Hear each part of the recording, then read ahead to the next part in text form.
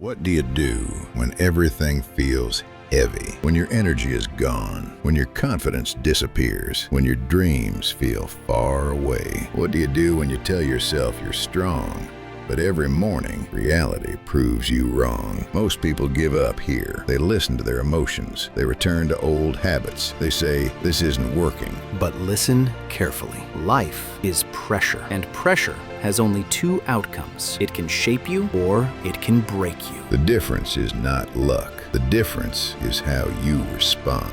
Failure is not the enemy. Quitting is. Weak minds see failure and stop.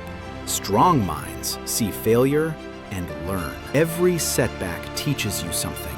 Every rejection moves you closer to the right door. Stop running from rejection. Use it.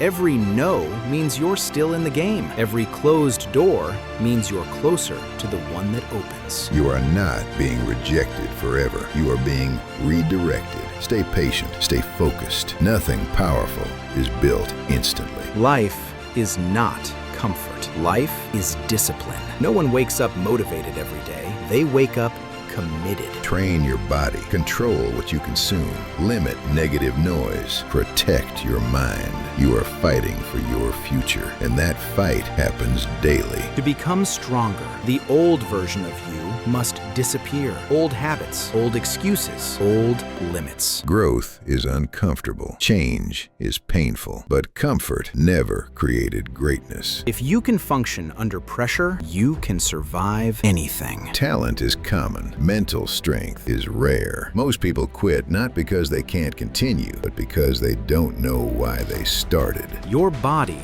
will get tired. Your mind will doubt. Life will hit you unexpectedly. In those moments, discipline matters more than motivation. Ask yourself one question. Why must I change? Write it down. Read it daily. Your reason must be stronger than your excuses. That reason will carry you when motivation disappears. Stop waiting for someone to save you.